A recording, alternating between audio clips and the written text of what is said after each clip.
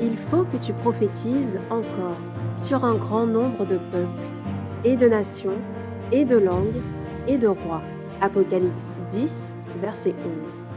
Telle est la mission que nous avons accepté de remplir jusqu'à ce que la terre soit éclairée de la gloire de Dieu.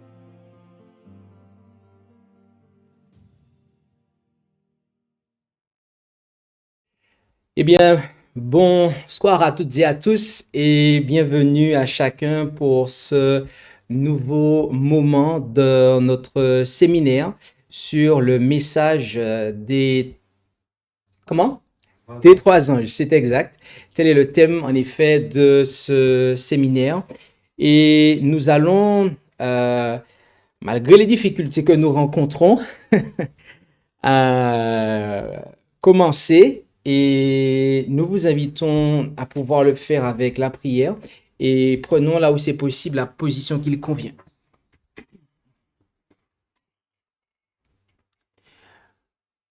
Notre Dieu, notre Père céleste, nous voulons te remercier pour ce privilège que tu nous accordes de pouvoir être en vie, de nous maintenir en vie et pour continuer à nous pencher sur ta parole et ce que tu as à nous enseigner pour ce temps.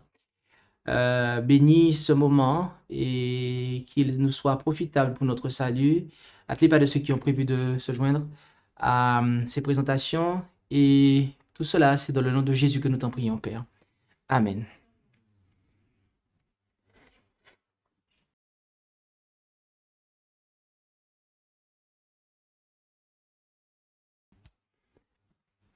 Le thème de ce séminaire est le message des trois anges. Et avant d'entrer dans le vif de cette présentation, nous allons faire un résumé comme nous le faisons au début de chacune de ces présentations. Et nous allons commencer avec le verset du début d'Apocalypse 14, donc le verset 6, où il nous est dit « Et je vis un autre ange qui volait au milieu du ciel ». Nous avons vu que Jean déclare avoir vu un autre ange qui volait au milieu du ciel, ce qui implique qu'avant le premier ange d'Apocalypse 14, eh bien, un ange avait volé par le milieu du ciel. Nous avons vu que cet ange qui avait volé par le milieu du ciel est l'ange d'Apocalypse 8, verset 13, et non pas l'aigle, et lequel annonce les trois malheurs. Et l'étude de ces trois malheurs nous a permis de constater et de comprendre que leur datation nous a permis de constater que le commencement du message des trois anges n'a pu avoir lieu qu'à compter des années 1840. C'est donc que le message des trois anges est un message qui ne concerne pas l'époque de l'apôtre Paul ou l'époque de Martin Luther, et c'est pas non plus un message qui va concerner nos descendants à compter de 50 ans ou de 100 ans dans le futur. Non, mais c'est un message qui nous concerne nous aujourd'hui, et ce depuis les années 1840.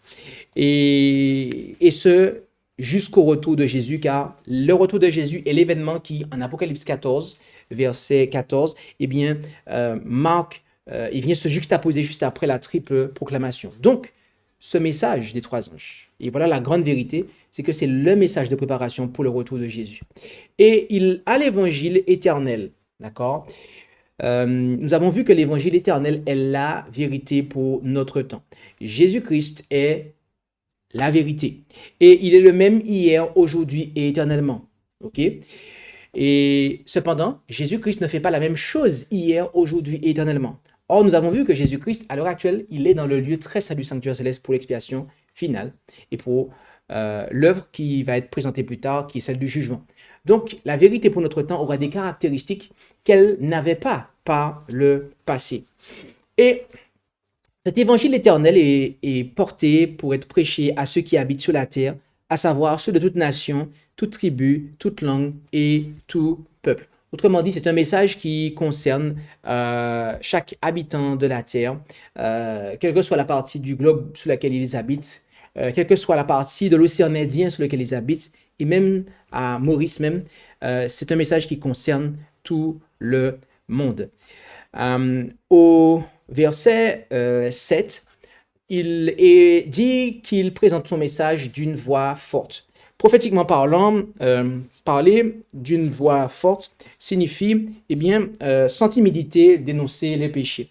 Oui, cet ange doit faire cela parce que les habitants de la terre ne sont pas prêts à rencontrer Dieu. Et pour pallier à cela, il demande, la première chose qu'il fait, c'est de demander de craindre Dieu. Nous avons vu que craindre Dieu signifie ne pas pécher, arrêter de pécher, obéir à Dieu, à sa loi, à ses 10 commandements, ce qui est la marque de notre amour pour lui. Et celui qu'il nous faut craindre, c'est Dieu. Nous avons vu que c'est le Dieu, le seul vrai Dieu, qui est le Père de notre Seigneur Jésus-Christ et lequel envoie dans nos cœurs l'esprit de son Fils. Cela est un appel très clair à abandonner toute conception spiritualiste de Dieu, lesquels font de nous des athées et qui nous conduisent dans le spiritisme.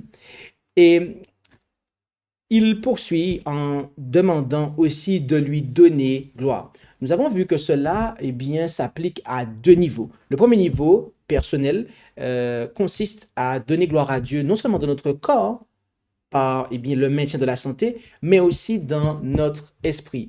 Confession, repentance, reconnaissance, etc.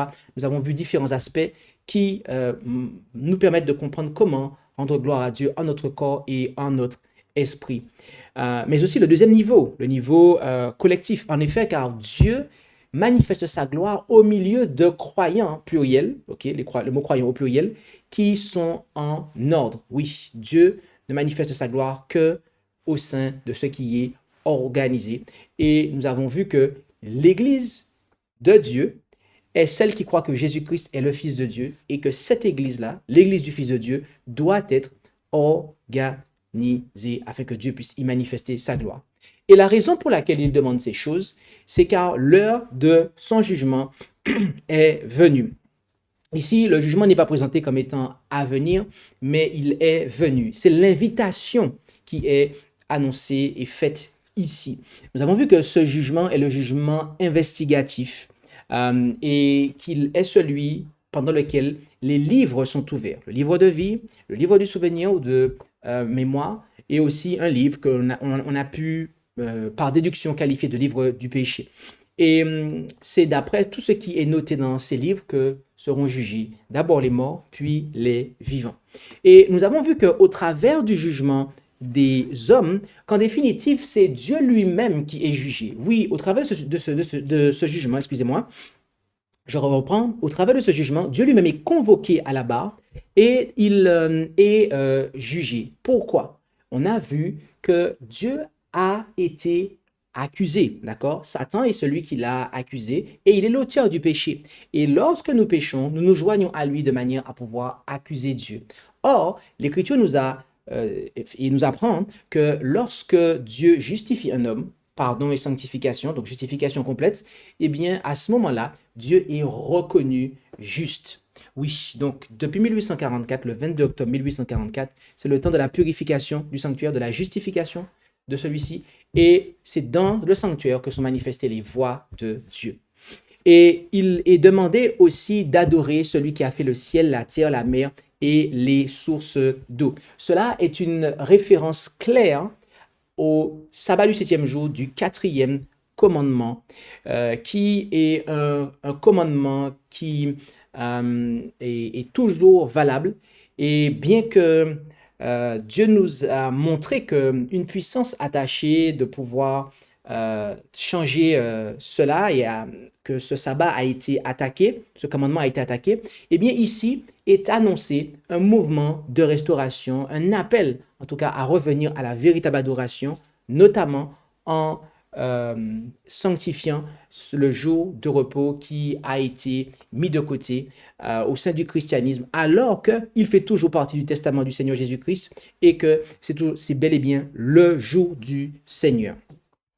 Le deuxième ange suit le premier en disant au verset 8, « Elle est tombée, Babylone, la grande ville, parce qu'elle a abreuvé toutes les nations du vin de la fureur de sa fornication. » En deux études, nous avons vu que Babylone est une famille et nous avons vu ici qu'il ne s'agit pas de la ville ancienne de Babylone, car elle était déjà détruite et bel et bien détruite depuis bien des années avant 1840, d'accord? Qu'il ne s'agit pas ici de l'Empire romain, d'accord, ici en Apocalypse 14, verset 8, mais que Babylone, comme je l'expliquais, représente une famille.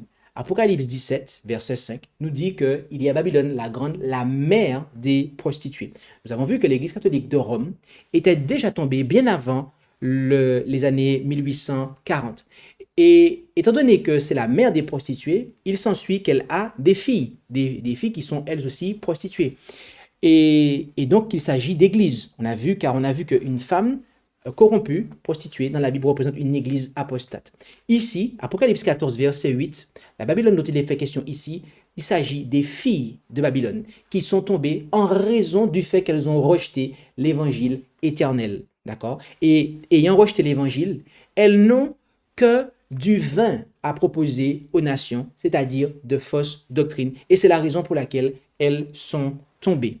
Mais on a vu aussi que ces églises, il y a un temps où en Apocalypse 18, d'accord, on voit ce message être répété.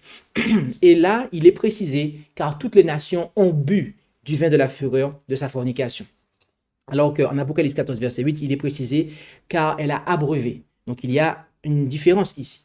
Et au verset 4, un appel est lancé à pouvoir sortir de Babylone. Hier soir, dans la deuxième présentation du message du deuxième ange, nous avons vu que sortir de Babylone, eh bien, se fait en prenant le baptême afin de pouvoir faire alliance avec Dieu et de se joindre et de rejoindre l'Église du Fils de Dieu et ainsi que la foi en la vérité pour notre temps.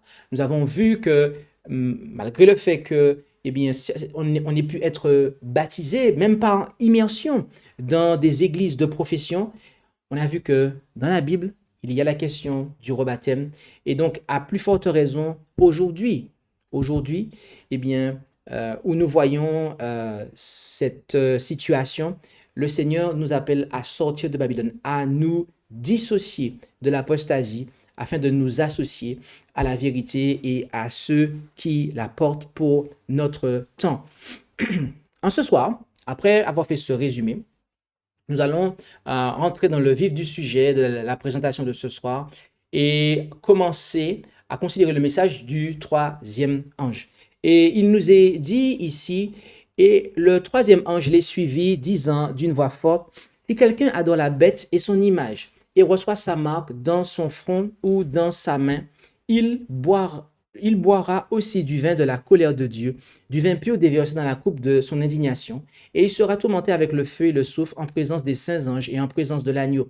Et la fumée de leur tourment monte pour toujours et toujours, c'est-à-dire au siècle des siècles. Et ils n'ont aucun repos, ni le jour ni la nuit, ceux qui adorent la bête et son image, et quiconque reçoit la marque de son nom. Le titre de cette présentation, eh bien, est la marque de la bête et de son image. Et c'est ce que nous allons étudier durant cette heure. Le message du troisième ange d'Apocalypse 14 constitue un avertissement solennel pour les hommes qui vivent durant le temps de la fin, car il prépare ceux qui l'acceptent à affronter les revendications totalitaires des puissances qui sont non seulement contre le Christ, mais se mettent également à sa place. Autrement dit, des puissances antichrétiennes, lesquelles sont symbolisées par la bête et son image. Le terme qui est traduit par adore en Apocalypse 14 au verset 9 vient du terme grec proskineo, d'accord, proskineo très précisément, lequel signifie notamment se prosterner en hommage. Autrement dit, rendre hommage. Ok. Notez maintenant le terme qui est présent, d'accord, entre le mot bête et le mot image. On a un mot en deux lettres qui est « et », d'accord? Le terme est une conjonction qui identifie les adorateurs de la bête à ceux de l'image. Autrement dit, ceux qui adorent, eh bien, l'image adorent aussi la bête, d'accord? Ceux qui rendent hommage à l'image, eh bien, en définitive, ils le font à la bête. Donc, ceux qui adorent la bête et son image, d'accord? Tout ce qui est donné à l'image revient à la bête. La bête montant de la mer, c'est ce que nous allons étudier maintenant afin de comprendre de quoi il s'agit. Et pour cela, nous allons devoir aller en Apocalypse au chapitre 13, car la bête à laquelle se réfère le troisième ange d'Apocalypse 14 est celle décrite au verset 1 à 10 du chapitre 13 du livre de l'Apocalypse. Et je vous invite à vous rendre avec moi dans ce passage d'Apocalypse et nous allons commencer et faire une étude quasi verset par verset afin d'être en mesure de pouvoir identifier eh bien, de quoi le livre de l'Apocalypse nous parle. Et nous allons commencer donc la lecture à partir du verset 1 où il nous est dit « Alors je vis monter de la mer une bête qui avait 7 têtes et 10 cornes, et sur ses cornes 10 diadèmes, et sur ses têtes un nom de blasphème. » La mer ici représente sans aucun doute des peuples, des nations et des langues. En effet, en Apocalypse 17, au verset 15, il nous est dit « Puis il me dit, les eaux que tu as vues sous lesquelles la prostituée est assise sont des peuples et une multitude et des nations et des langues. » Une bête, dans la prophétie biblique, quant à elle, est le symbole de roi. En effet, en Daniel 7, verset 17, ces 4 grandes bêtes sont 4 rois qui s'élèveront de la terre. Puis, au verset 2 d'Apocalypse 13, nous apprenons ceci. Et la bête que je vis ressemblait à un léopard, ses pieds étaient comme les pieds d'un ours et sa gueule comme celle d'un lion. Et le dragon lui donna sa force et son trône et un grand pouvoir. Il faut en réaliser, lorsque nous lisons ce verset, qu'il y a une référence très claire qui est faite ici aux 3 premières bêtes du chapitre 7 du livre du prophète Daniel. En effet, il nous est présenté ici une bête qui ressemblait à un léopard, ses pieds étaient comme ceux d'un ours et sa gueule comme celle d'un lion. Okay? Donc, on voit ici que ces bêtes qui sont présentées dans le livre du prophète Daniel sont présentées ici, mais dans l'ordre inverse. D'accord? Et elle a, cette bête, les caractéristiques de toutes ces bêtes. Cela dénote sans aucun doute que le pouvoir représenté par la bête montant de la mer d'Apocalypse 13 possède des caractéristiques importantes des royaumes de Babylone, de la Perse, de la Grèce. On peut aussi remarquer que Jean fait allusion à ces puissances dans l'ordre inverse de leur apparition dans l'histoire, étant donné qu'il regarde en arrière depuis son époque. En Apocalypse 12, au verset 9, il nous est dit que « Et le grand dragon, le serpent ancien appelé le diable et Satan, celui qui séduit tout le monde, fut précipité sur la terre et ses anges furent précipités avec lui. » Bien qu'étant, à la lumière de ce verset, avant tout un symbole du diable, le dragon est également un symbole de l'Empire romain. Et ça parce que au verset 3 ainsi qu'au verset 4, mais on va prendre ici le verset 3 et le verset 4. Il nous est dit ceci. Il parut aussi un autre signe dans le ciel. C'était un grand dragon roux qui avait 7 têtes et 10 cornes, et sur ses têtes 7 diadèmes. Et sa queue entraînait la troisième partie des étoiles du ciel, et elle les jeta sous la terre. Puis le dragon s'arrêta devant la femme qui allait accoucher, afin de dévorer son enfant quand elle l'aurait mis au monde. Ici, nous voyons que cela représente, eh bien, bel et bien ce qui s'est passé et ce qu'a fait l'Empire romain au travers d'Hérode, qui a cherché à, eh bien, éliminer le Christ lorsqu'il était un enfant. Et c'est bel et bien le pouvoir romain qui a fait cela, et c'est bel et bien le pouvoir romain qui est ici représenté. Bien aimé, la puissance qui succéda à l'Empire romain et qui a reçu du dragon son pouvoir, son siège et une grande autorité est clairement la Rome, non pas impériale, puisque c'est la Rome impériale qui a tâché de crucifier qui a crucifié notre Seigneur Jésus-Christ, mais qui a aussi tâché en fait de l'éliminer lorsqu'il était encore un enfant. Mais la puissance qui succéda à la Rome impériale est la Rome papale. Dans son ouvrage intitulé The Rise of the Medieval Church, Alexander Clarence Flick déclara à la page 150 de la version de 1900 de son livre que des ruines de la Rome politique naquit le grand empire moral sous la forme géante de l'Église romaine. Réalisant que ses efforts pour détruire les disciples du Christ à travers les persécutions de la Rome impériale étaient inefficaces, Satan modifia alors sa technique et chercha à détourner l'Église du Christ par un faux système religieux. Au lieu de travailler directement au travers du paganisme, Satan travaillait désormais derrière la façade d'une organisation prétendument chrétienne. Et il nous faut savoir que le dragon, eh bien, il donna à la bête son trône. Les papes montèrent sur le trône des Césars.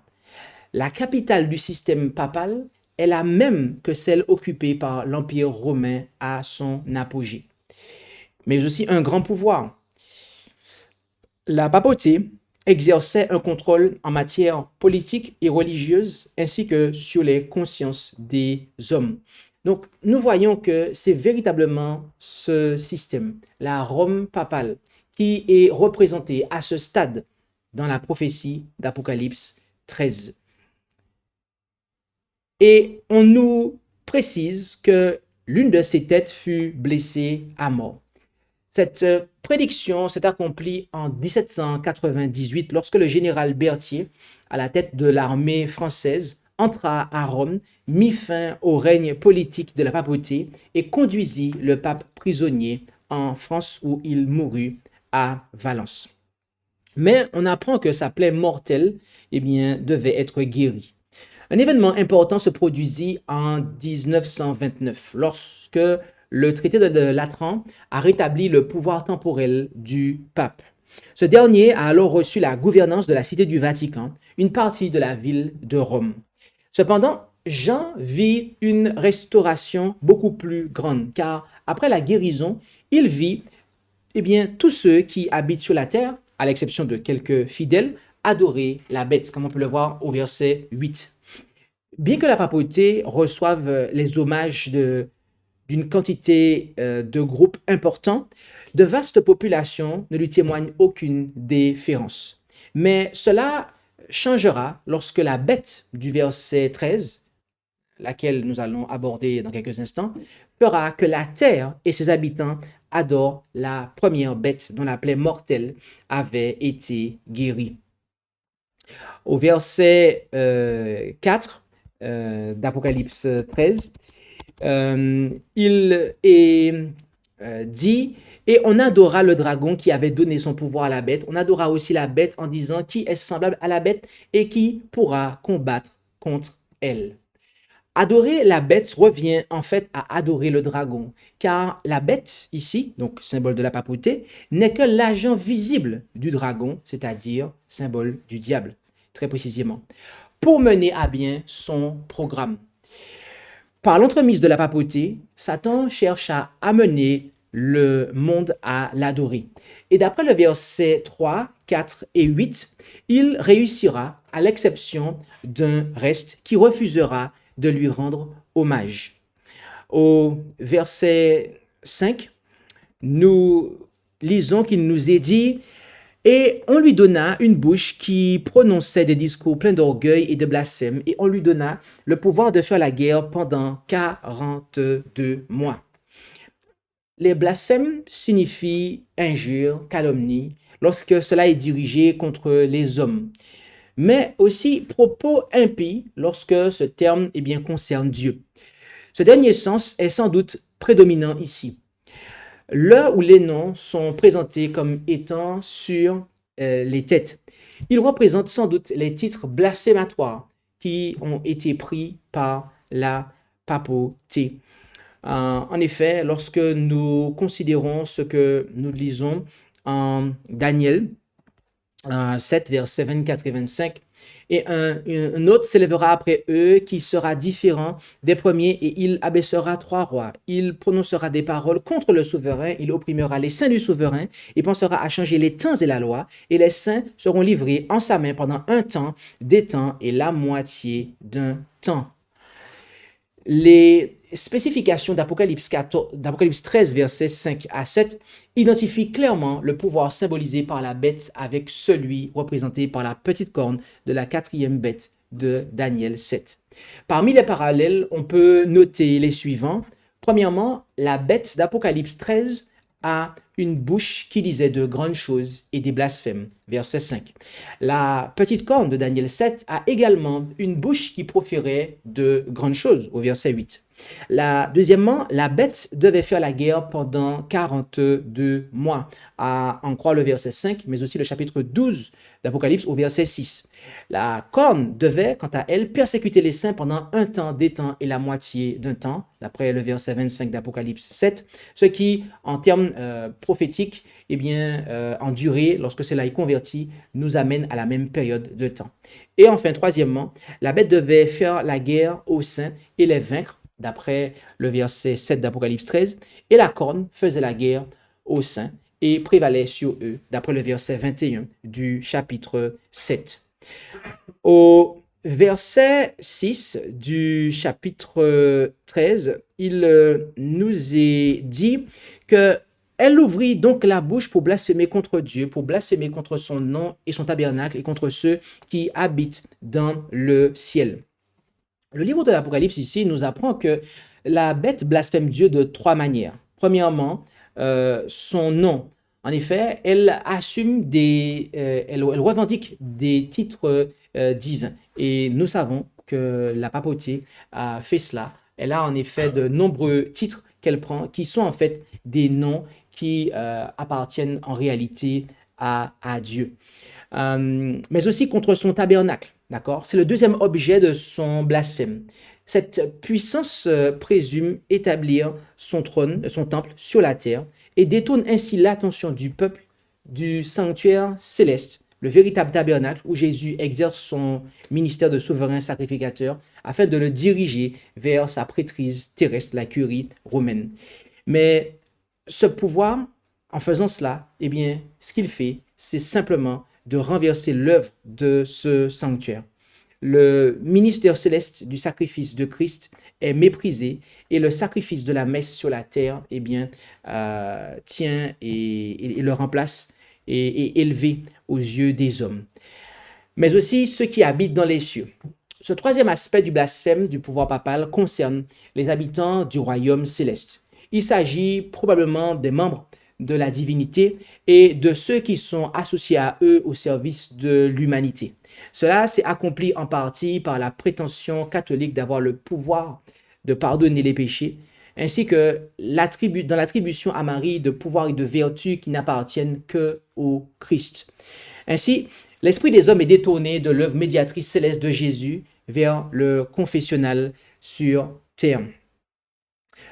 Et sans même parler du triple domaine, car en Apocalypse, en Philippiens devrais-je dire 2, verset 10, il nous est dit, afin qu'au nom de Jésus, tout ce qui est dans les cieux et sur la terre fléchisse le genou. Christ, c'est lui qui a ce triple pouvoir. Or, la papauté porte la triple couronne, d'accord? Cela signifie que il revendique avoir le pouvoir au ciel, sur terre et sous la terre, ce qui est véritablement un blasphème à la lumière de Philippiens 2, verset 10.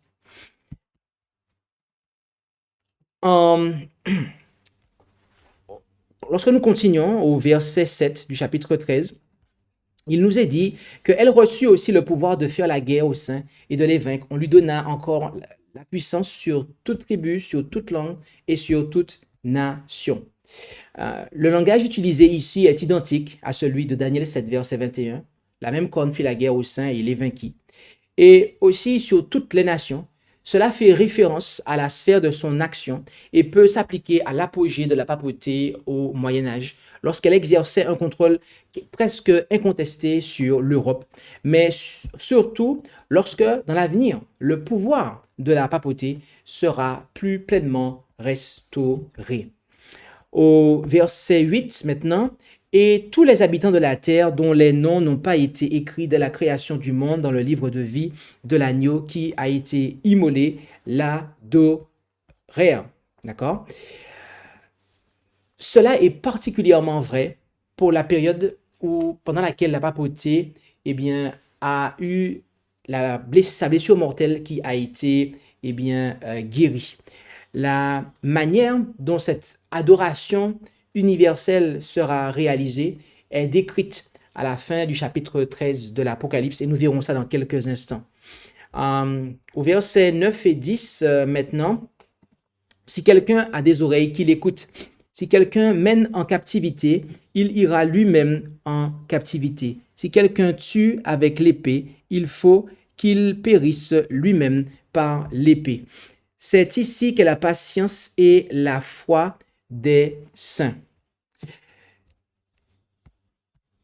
La Bible assure aux enfants de Dieu persécutés que ceux qui les poursuivent et les condamnent à l'exil et à la mort subiront eux-mêmes un sort similaire.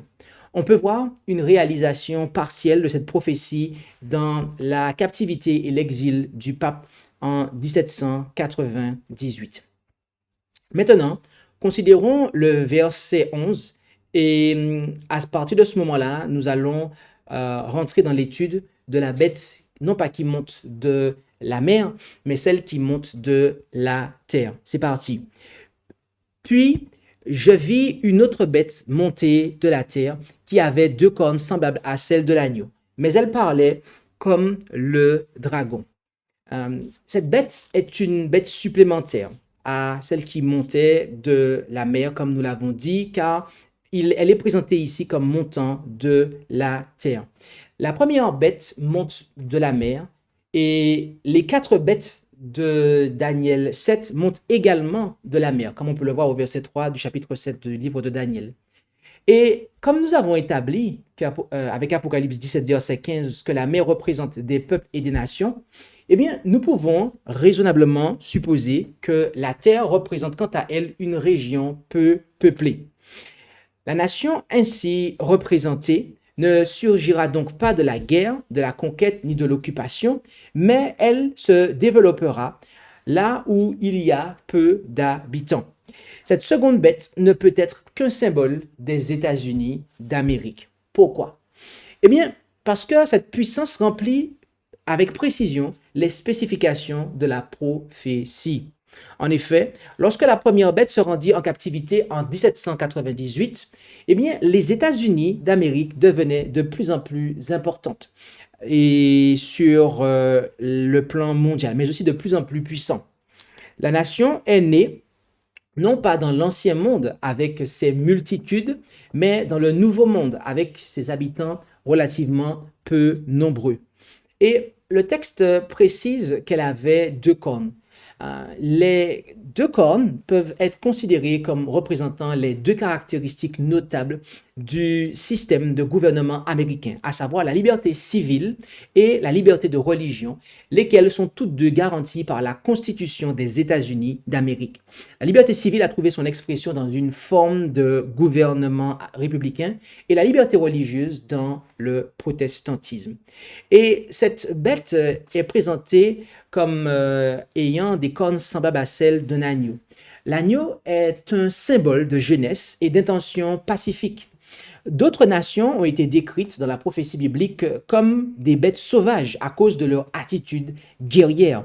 Mais cette bête aux cornes d'agneau pourrait bien indiquer une nation qui, au début de son histoire, n'avait pas de telles aspirations. Son souci principal était de vivre en paix, de gérer ses propres affaires et de constituer un havre de paix pour les opprimés des nations nombreuses qui l'environnaient. Mais la prophétie biblique nous dit, bien aimé, qu'elle se mit ensuite à parler comme un dragon. Il y a ici une contradiction frappante entre l'apparence et l'action de la bête. En apparence, elle est douce et inoffensive, mais en action et en parole, elle est persécutrice et cruelle, comme le révèlent les versets 12 à 18. Nous savons qu'une nation s'exprime par ses lois. Par conséquent, la seconde bête, celle qui monte de la terre, parlant comme un dragon, représente le moment où les États-Unis d'Amérique auront des lois qui supprimeront les deux principes de liberté de cette nation. Le verset 12 nous dit qu'elle exerçait toute la puissance de la première bête en sa présence et elle obligeait la terre et ses habitants d'adorer la première bête dont la plaie mortelle avait été guérie. Le terme qui est traduit par puissance ici vient du grec exousia qui signifie autorité, d'accord? Donc elle exerçait toute l'autorité de la première bête. À l'apogée de son pouvoir, la papauté, la première bête, celle qui monte de la mer, exerçait une autorité étendue dans les domaines religieux et politiques. Pour que les États-Unis d'Amérique, la seconde bête, celle qui monte de la terre, puissent exercer toute la puissance, c'est-à-dire l'autorité de la papauté, ils doivent empiéter dans le domaine religieux et chercher à dominer celui-ci. Cette démarche sera un renversement complet de la politique des États-Unis qui consistait jusque-là à accorder une pleine liberté de religion à leurs citoyens. Or, c'est ce renversement que la prophétie annonce ici. Et on nous précise que ce sera toute la terre. Cela dépassera le domaine national pour prendre des proportions internationales. Et bien aimé, de telles choses peuvent paraître surprenantes, mais j'aimerais vous dire ou vous rappeler ou vous informer au cas où si vous ne le saviez pas, mais c'est que le défunt pape François, en 2013, il a été élu personne de l'année par le Times Magazine. Donc, on voit là un personnage, je ne dis pas l'individu qui occupe le personnage, mais ce personnage qui était en prison en France, d'accord, et qui est mort en prison en France, on le voit quelques années plus tard être élu la personnalité de l'année, d'accord. Donc, un pape en prison et plus d'un siècle après, on a un pape qui est la personnalité de l'année. Donc, la blessure mortelle ici est bel et bien guérie, comme on peut le voir. Et on a vu aussi, en 2014, les protestants d'Amérique, d'accord, considérer le pape comme étant leur ami. OK? En 2015, le pape s'est rendu devant le Congrès des États-Unis d'Amérique, chose qui n'avait pas eu lieu par le passé.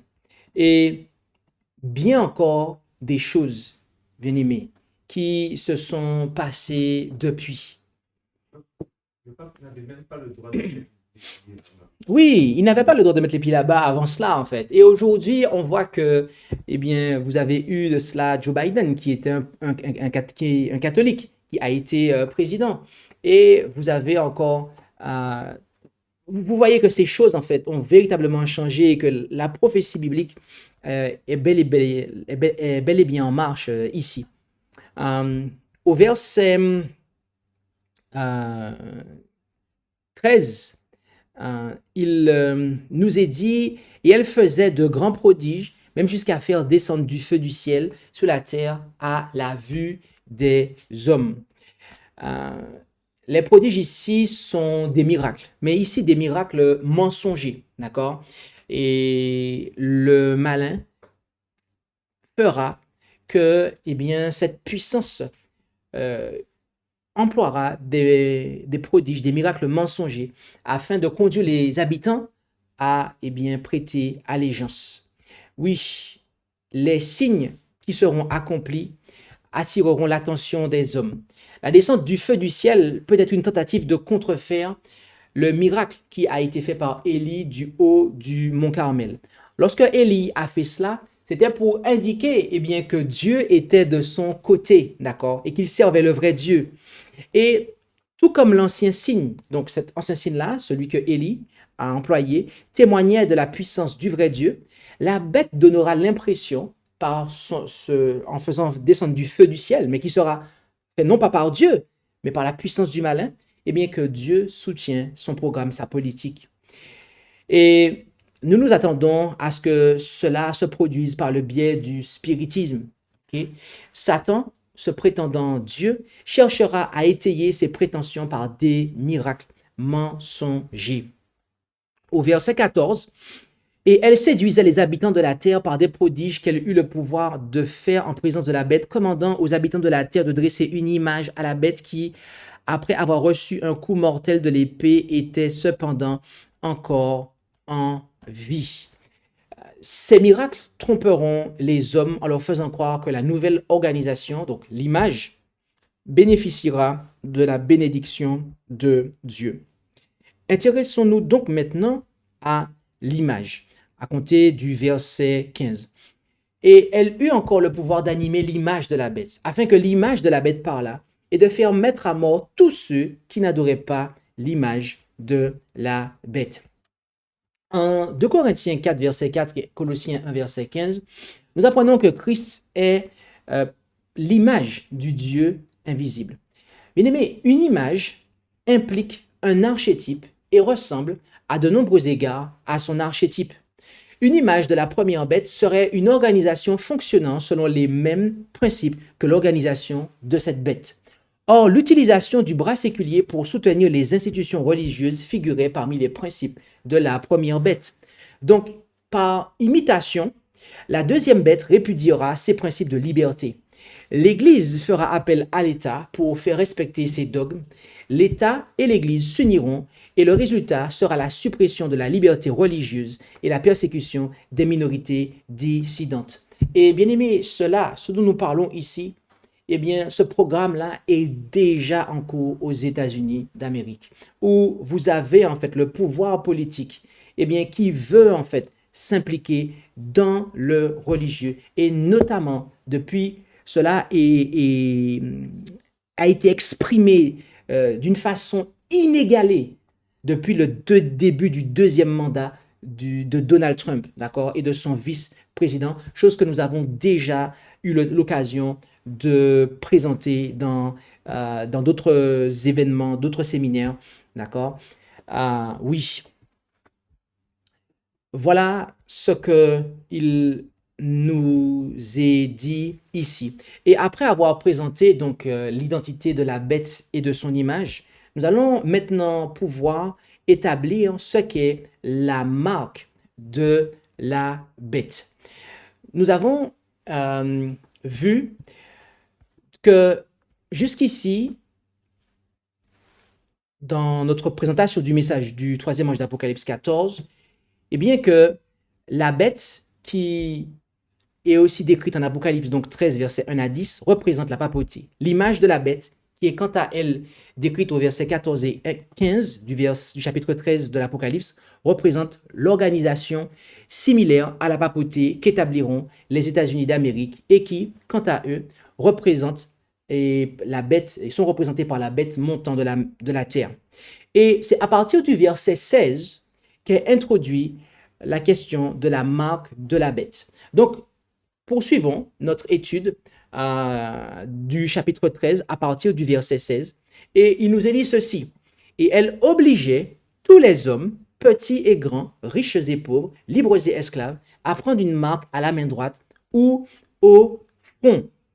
Et poursuivons jusqu'au verset 18. Et personne ne pouvait acheter ni vendre que celui qui avait la marque ou le nom de la bête ou le nombre de son nom. C'est ici qu'est la sagesse, que celui qui a de l'intelligence compte le nombre de la bête, car c'est un nombre d'hommes, et son nombre est 666.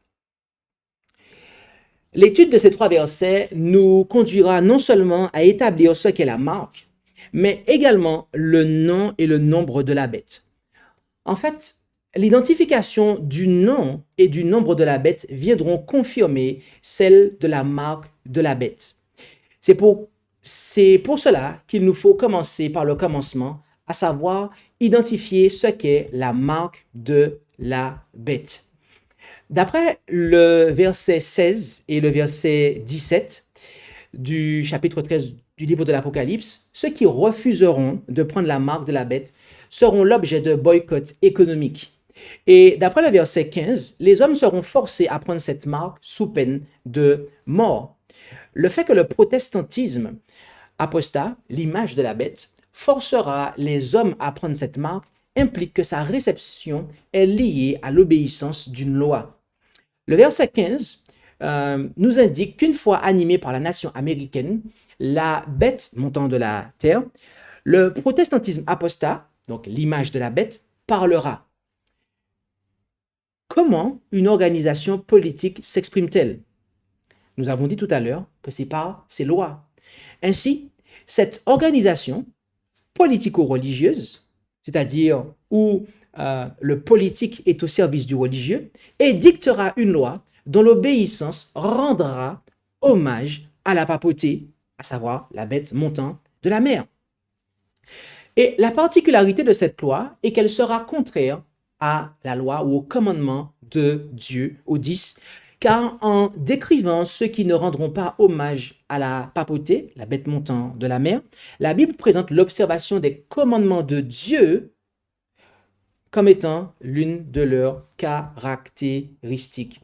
Oui, car lorsque vous regardez Apocalypse 12, verset 17, le reste de ceux de la femme, de l'Église qui sont persécutés, eh bien, on nous parle, on nous dit qu'ils gardent les commandements de Dieu. Mais aussi en Apocalypse 14, verset 12, c'est la même chose. Les adorateurs de la bête recevront sa marque sur leur front, tandis que les serviteurs de Dieu seront marqués au front du sceau de Dieu. Et je reprends pour clarification. Les adorateurs de la bête recevront sa marque, en plus de possibilités sur la main, ce sera au front, d'accord? Mais on ne parle que du front, d'accord, pour l'instant. On parlera de la main plus tard. Tandis que les serviteurs de Dieu seront marqués au front de son sceau. Et cela, nous le voyons au chapitre 7 du livre de l'Apocalypse, à partir du verset 1 jusqu'au verset 4. Mais on va brièvement montrer les choses, d'accord? Où on voit ici qu'il est dit, donc on a un ange qui annonce aux 4 anges, d'accord? Qui doivent retenir les 4 vents afin qu'il n'y ait pas de malheur et qui ait lieu. Et l'ange qui arrive, il a le sceau du Dieu vivant en sa main. Et il dit aux anges qui sont là de retenir les vents jusqu'à ce que nous ayons marqué d'un sceau le front des serviteurs de notre Dieu. Et combien ont été marqués? Eh bien, 144 000. D'accord? Étant contraire à la loi de Dieu, la marque de la bête est par conséquent en opposition au sceau de Dieu. par conséquent, l'étude du sceau de Dieu nous aidera à établir ce qu'est la marque de la bête. Un sceau,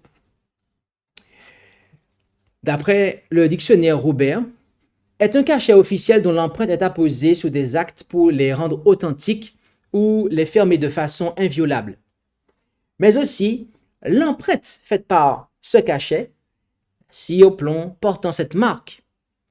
Donc, ici, nous apprenons que le sceau, c'est à la fois l'instrument, mais aussi et également l'empreinte qui est faite par cet instrument. Et il est intéressant de noter qu'un sceau officiel indique toujours 3 mentions, et notamment les suivantes. Premièrement, le nom du législateur. Deuxièmement, son rang. Et troisièmement, son domaine. Vous avez par exemple, si c'est en France, Emmanuel Macron, qui est-il? Eh bien, président de la République française. Et son domaine, eh bien justement, la République française, donc la France. Ok. Voilà quelles sont les caractéristiques d'un sceau. Et bien aimé, telles sont les 3 caractéristiques qui sont contenues dans le 4e commandement du décalogue, comme nous l'avons brièvement dit, mais nous revenons ici en détail. L'Éternel ton Dieu, est-il dit, Exode 20, versets 9 à 11. Il a fait, donc il est le créateur. Ok, en 6 jours, il a fait quoi? Les cieux, la terre, la mer et les sources d'eau. Donc on a là ces 3 caractéristiques qui sont contenues dans le 4e commandement du décalogue et lesquelles sont reprises par le premier ange dans son message. Ok? Et lorsque nous considérons ce qu'il nous est dit en Exode 31 au verset 13, eh bien, nous apprenons que « Et toi, parle aux enfants d'Israël et dis, seulement vous observerez mes sabbats, ok, car c'est un signe entre moi et vous dans toutes vos générations, afin qu'on sache que c'est moi, l'Éternel, qui vous sanctifie. » Ici, en parlant des sabbats, et il ne s'agit pas ici des sabbats qui sont cérémoniels, mais des sabbats du 7e jour, ceux qui ont lieu chaque semaine. Et cela se vérifie par la suite parce qu'il parle de travailler pendant 6 jours, mais le 7e jour. Eh bien, en fait, nous apprenons ici que l'observation du sabbat est un signe, d'accord, entre Dieu et son peuple. Et cela est confirmé lorsque nous nous rendons en Romains, chapitre 4, au verset 11, où on dit « Puis il reçut, donc Abraham, le signe de la circoncision comme un sceau de la justice qu'il avait obtenu par la foi, etc., etc. » Donc, on voit ici que un signe, c'est un sceau, d'accord? Or, qu'est-ce qui est le signe ou le sceau de Dieu pour son peuple? Le sabbat, oui, cela est confirmé par la parole de Dieu. Bel et bien aimé, l'observation du sabbat du 7e jour est pour le croyant en son cœur le signe de son alliance avec Dieu. Et au travers de ces textes, nous avons vu que parmi les 10 commandements de Dieu, le 4e est le seul qui contienne son nom, son titre et son domaine. Il est l'unique commandement qui présente par quelle autorité le décalogue a été promulgué. Par conséquent, le sceau de Dieu contenu dans le 4e commandement est la preuve de l'authenticité des 10 commandements. Et comme l'observation du sabbat du 7e jour marque notre allégeance au Créateur, l'observation du dimanche marque quant à elle, notre allégeance à la papauté. Et c'est en tout cas ce que nous confirment les instances, les autorités de l'Église catholique romaine. Nous allons effectivement maintenant passer en revue un certain nombre de déclarations de l'Église catholique romaine. Et nous allons commencer avec une première slide, d'accord? Nous allons commencer avec une première slide et noter ce qu'ils disent ici, d'accord? Alors, on va prendre plusieurs car... ok, C'est parti. Notez celle-ci, d'accord? Dans cette déclaration-là, déjà, premièrement, l'Église catholique romaine reconnaît, d'accord, que les apôtres n'ont pas donné de commandement explicite enjoignant d'abandonner le sabbat du 7e jour et de l'observer le premier jour de la semaine. D'accord? Donc cela vient renforcer ce que l'on avait dit, ok, quant à la présentation sur eh bien, le sabbat. D'accord? Cela n'a pas pu changer et le catholicisme romain le reconnaît lui-même. Ici, ils reconnaissent que, en disant, vous pouvez lire la Bible de la Genèse à l'Apocalypse sans trouver une seule ligne autorisant la sanctification du dimanche. Les Écritures font valoir l'observance religieuse du samedi, un jour que nous n'avons jamais sanctifié. D'accord? Ailleurs, le même personnage nous dit, donc cardinal James Gibbon, l'Église catholique, plus de 1000 ans avant l'existence des protestants, en vertu de sa mission divine, a changé le jour du samedi au dimanche. Ok? Ailleurs, il nous est dit, dans une série de questions-réponses, quel est le jour du sabbat? Samedi est le jour du sabbat. Question, pourquoi observons-nous le dimanche au lieu du samedi? Réponse, nous observons le dimanche au lieu du samedi parce que l'Église catholique transféra la solennité du samedi au dimanche. D'accord? Stephen Keenan déclara entre autres que l'Église donc catholique a donc substitué l'observation du dimanche, le premier jour de la semaine, à celle du samedi, le 7e jour, un changement pour lequel il n'existe aucune autorité scripturaire. D'accord? Donc ils reconnaissent que cela est de leur fait et qu'il n'y a aucune autorité scripturaire pour cela. Dans The American Catholic Quarterly Review, l'État, est-il dit, en adoptant des lois pour la sanctification du dimanche, reconnaît involontairement l'autorité de l'Église catholique. Le dimanche, consacré au culte public obligatoire, est purement une création de l'Église catholique. Alors, je lis vraiment ce qui est en rouge pour gagner du temps, mais vous pouvez reprendre ça pour vous à tête reposée. L'Église a transféré le sabbat au dimanche, ce que les protestants reconnaissent. En observant le dimanche, ils reconnaissent le pouvoir de l'Église d'ordonner des fêtes et de les imposer sous peine de péché. Alors maintenant, on avance. On garde les meilleures déclarations pour la fin. Ici, Monseigneur Ségur déclara ceci dans Plain Talk About the Protestantism of Today. L'observation du dimanche par les protestants est un hommage qu'ils rendent malgré eux à l'autorité de l'Église catholique. Que signifie le mot adore en Apocalypse 14 au verset 9? Ce qui est adore la bête et son image. On a vu quoi tout à l'heure au début? Rendre hommage en fait. Et ici, il est dit clairement que l'observation du dimanche par les protestants est un hommage qu'ils rendent à l'Église. D'accord? Donc lorsque nous sanctifions le dimanche, nous rendons hommage à la papauté, bien-aimés. C'est à la papauté que nous rendons hommage. J'aimerais vous présenter ceci. Cette slide résume bien les choses. Vous avez d'un côté le sceau de Dieu, le sabbat du 7e jour, qui est un signe entre Dieu et son peuple. C'est bel et bien le sabbat du 7e jour quand vous regardez. Ce ne sont pas les sabbats cérémoniels juifs, non. C'est le sabbat du 6e jour, le sabbat de l'Éternel. Il est un signe, un sceau entre Dieu et son peuple. Et face à cela, eh bien, vous avez l'Église catholique qui reconnaît plus de 1000 ans avant l'existence de protestants, déclare en vertu de sa mission divine à changer le jour du samedi au dimanche. Ok? Et ils disent que l'Église catholique reconnaît que le changement est son acte et l'acte est une marque de son autorité ecclésiastique en matière religieuse.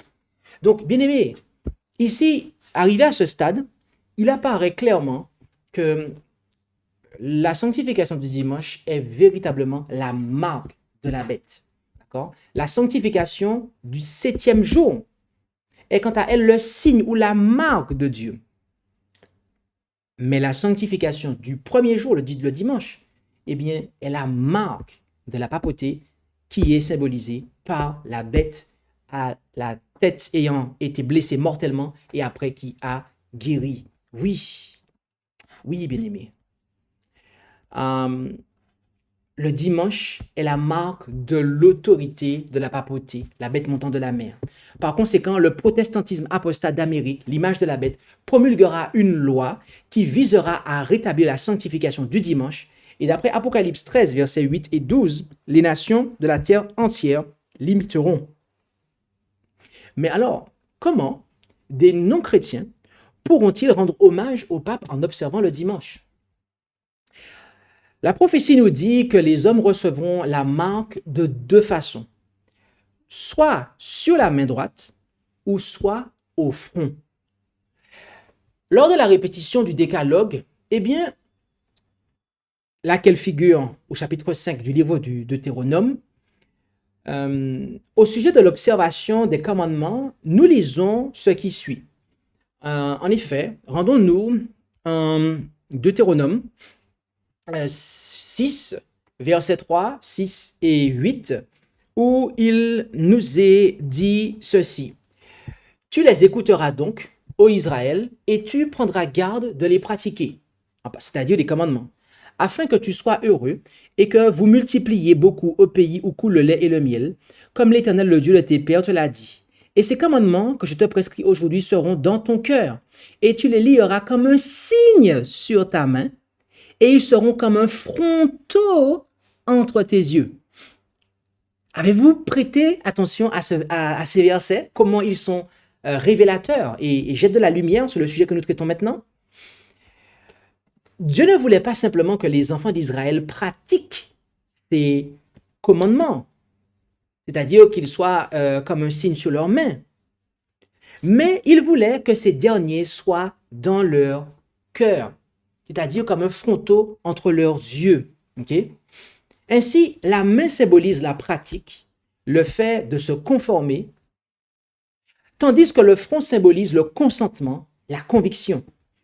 Par conséquent, ceux qui prendront la marque à la main seront ceux qui observeront le dimanche par complaisance, par nécessité financière, face au boycott économique pour pouvoir continuer à manger, tandis que ceux qui la prendront au front, eh bien, sont ceux qui l'observeront en raison de leur croyance.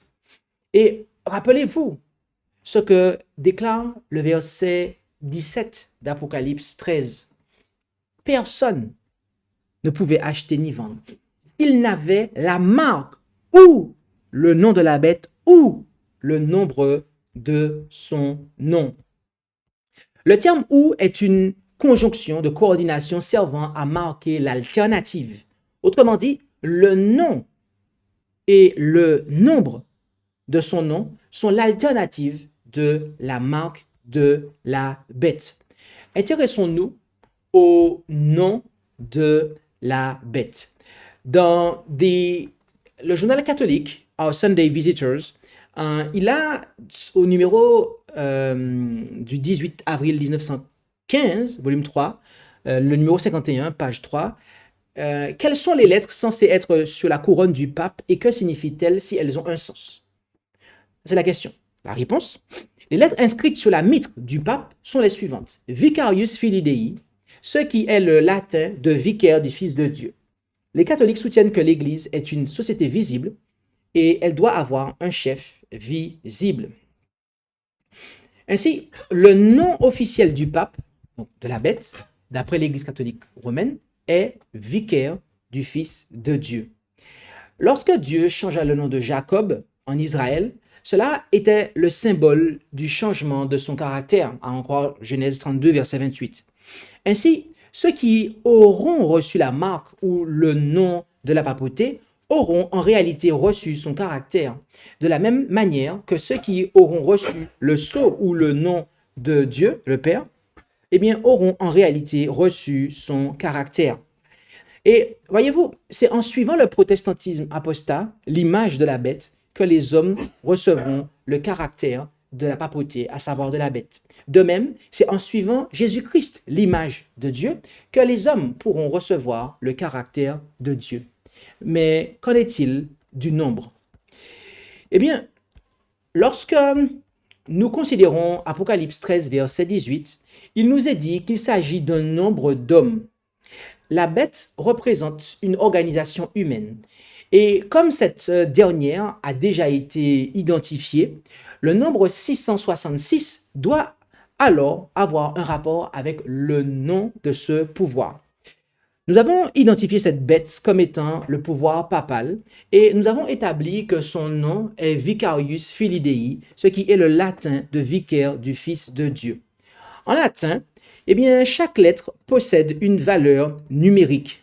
Or, il est intéressant de noter que la valeur numérique du nom de ce pouvoir donne un total de 666, comme vous pouvez le voir à l'écran.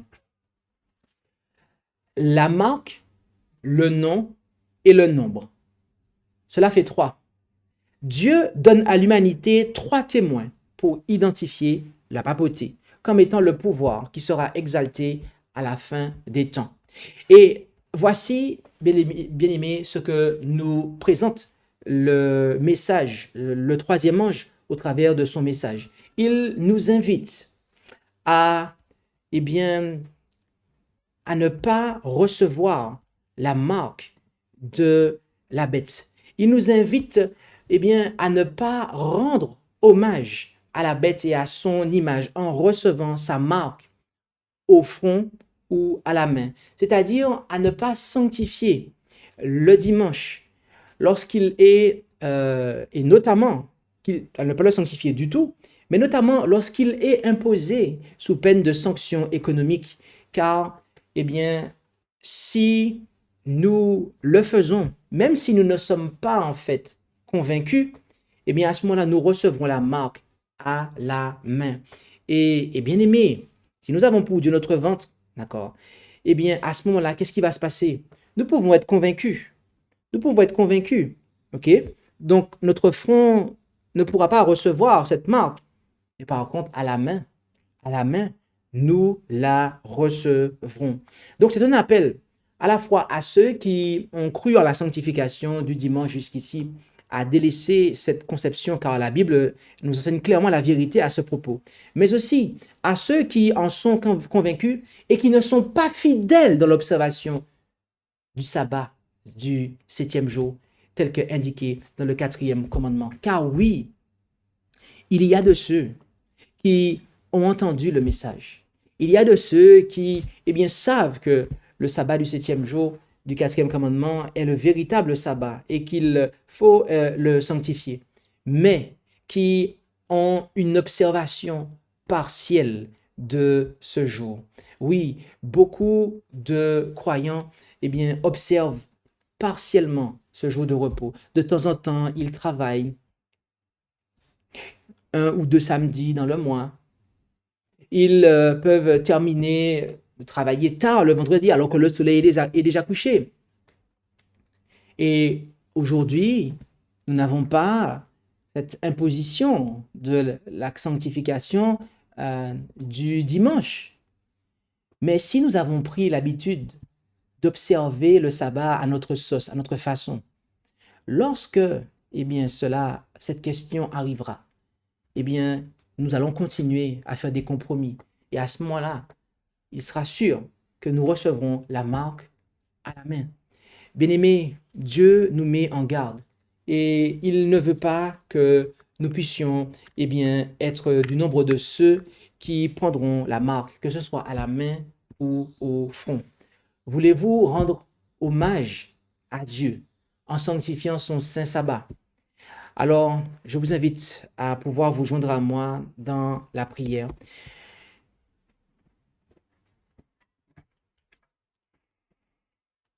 Prions.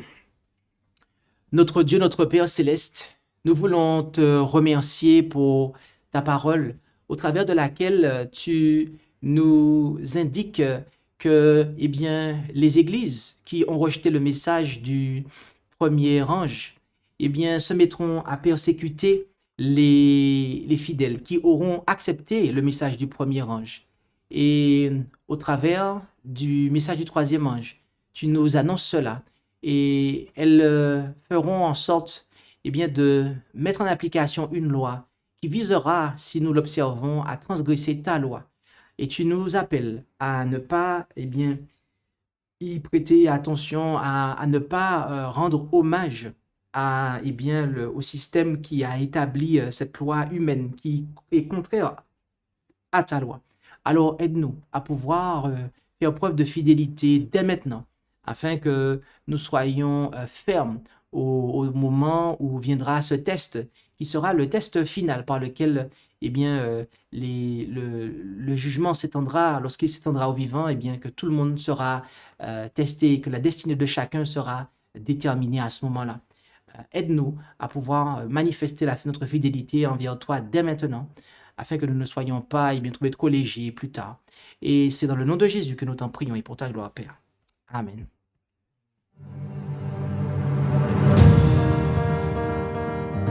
Merci d'avoir écouté cette présentation. Si vous souhaitez prendre part à la mission que Jésus-Christ confia à notre Église, contactez-nous via les coordonnées présentes sur la page à propos de notre chaîne YouTube